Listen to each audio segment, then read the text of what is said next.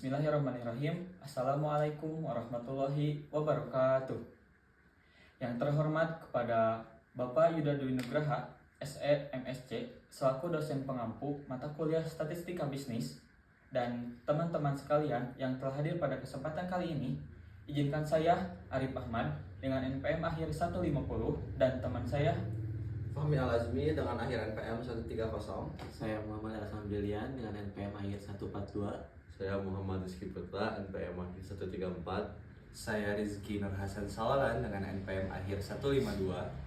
Di kesempatan kali ini kita akan menjelaskan tentang analisis, regresi, dan korelasi mengenai pengaruh kualitas pengajaran dosen terhadap kualitas pemahaman akademik mahasiswa manajemen 2024 di Universitas Islam Bandung. Latar belakang yang kita ambil dari materi yang kita sampaikan bahwasanya kualitas pengajaran dosen berperan penting untuk mendorong atau mendukung mahasiswa dalam memahami materi yang disampaikan di lingkungan perguruan tinggi. Dosen yang memiliki atau mampu menyampaikan ilmu dengan jelas, memiliki penguasaan topik, serta memiliki sikap yang profesional akan membantu mahasiswa dalam memahami materi yang ingin disampaikan. Selain itu, pemahaman mahasiswa menjadi tolak ukur apakah mahasiswa dapat menyerap dan menginternalisasi ilmu yang mereka dapatkan. Oleh karena itu penting juga penelitian ini dilakukan untuk mengetahui apakah terdapat hubungan yang signifikan antara kualitas pengajaran dosen dengan pemahaman akademik mahasiswa. Penelitian ini dikhususkan untuk mahasiswa manajemen 2024 di Universitas Islam Bandung dengan bertujuan untuk mengetahui hubungan kualitas pengajaran dosen dengan pemahaman akademik mahasiswa angkatan 2024 di Universitas Islam Bandung. Ya, selanjutnya saya akan menjelaskan mengenai rumusan masalah dan juga tujuan dari analisis ini. Rumusan masalah untuk analisis ini yaitu apakah kualitas pengajaran dosen itu berpengaruh terhadap kualitas pemahaman akademik mahasiswa manajemen angkatan 2024 di Unisba. Lalu tujuan dari analisis ini yaitu seberapa besar pengaruh kualitas pengajaran dosen manajemen Unisba terhadap kualitas pemahaman akademik mahasiswa manajemen angkatan 2024 di Unisba. Baik, setelah saya menjelaskan mengenai rumusan masalah dan tujuan dari analisis ini, saya akan menjelaskan mengenai judul dan hal-hal penting dari analisis ini. Untuk judul dari analisis ini yaitu pengaruh kualitas pengajaran dosen program studi manajemen terhadap kualitas pemahaman akademik mahasiswa program studi manajemen angkatan 2024 di Unisba. Nah, kita di analisis ini mengambil variabel, yaitu dua variabel X dan variabel Y. Untuk masing-masing variabel ini memiliki indikatornya masing-masing.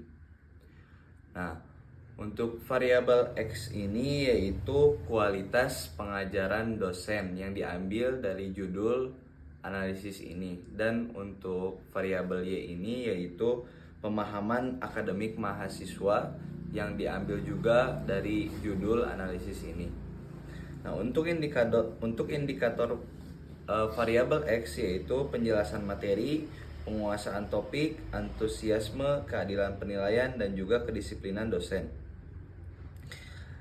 Adapun indikator variabel Y yaitu pemahaman materi, partisipasi, ketepatan tugas, IPK, dan manajemen waktu.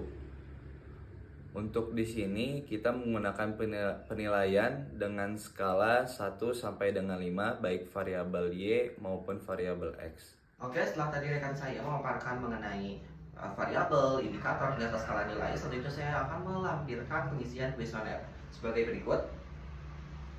Nah, jadi ini tuh merupakan bukti bahwa kelompok kami sudah membuat kuesioner yang juga diisi oleh 33 responden, yang dimana 33 responden tersebut merupakan mahasiswa manajemen angkatan 2024 di Unisba, yang merupakan sampel yang kita ambil dari seluruh populasi mahasiswa manajemen di Unisba tahun 2024. Oke, setelah tadi saya melampirkan mengenai bukti pembuatan kuesioner dan juga pengisian kuesioner yang diisi oleh 33 responden, kemudian saya sekarang akan menampilkan terkait hasil kuesioner yang kami peroleh dari para responden. Nah, ini adalah data yang kami peroleh dari 33 responden, yang dimana ini tuh merupakan poin yang didapat dari pengisian para responden terkait variabel X dan variabel Y. Nah, kemudian saya akan menampilkan satu lampiran lagi. Nah, ini adalah hasil data yang telah diolah, hasil data sebelumnya telah diolah menjadi seperti ini, yang dimana menghasilkan beberapa data. Yang pertama itu adalah data sigma X sebesar 601, data sigma Y sebesar 604, data sigma X kuadrat sebesar 11.191, data sigma Y kuadrat sebesar 11.314, dan terakhir data sigma XY sebesar 11.115.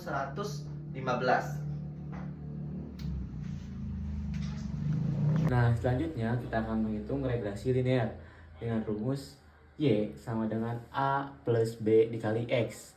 Nah, A sama B ini tuh kita ambil dari mana? Nah, kita ambil dari rumus berikut. Sedangkan angka-angka dalam sini tuh kita ambil dari mana? Dari data-data yang sudah diperoleh tadi. Nah, di sini ada data yang diperoleh tadi ya. Nah, setelah itu langsung aja kita masukin angka-angka tersebut ke rumusnya. Dimana seperti ini misalnya sigma X pangkat 2, kita lihat di sini sigma X pangkat 2 masukin di sini. Nah, dan seterusnya.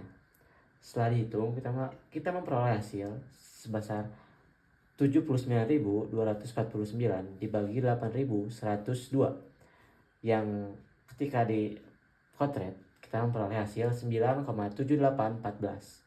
Nah, sementara untuk yang B sama seperti tadi, kita masukin angka yang di sini ke dalam rumus. Misalnya ini N 33 dikali nilai sigma XY. Sigma XY di sini ada 11.115. Nah, ini ya. Nah, sama juga dengan yang lainnya, teman-teman. Nah, diperoleh hasil 3.791 dibagi 8.102 sama dengan 0,4679. Nah, setelah itu diperoleh, kita masukin ke rumus yang atas ini, dimana Y sama dengan A-nya yang tadi kita peroleh ini 9,7814 ditambah B-nya ini 0,4679. Nah, untuk X-nya kita biarin dulu X. Nah, itu udah.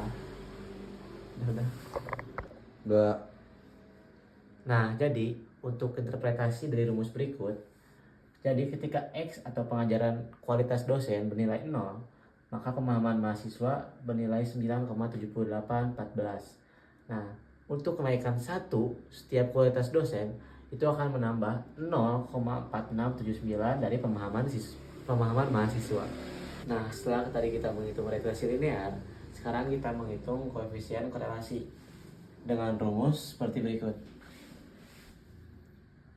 Nah, setelah kita mengetahui rumus tersebut, kita masukin angka-angka data tadi ke rumus yang ini.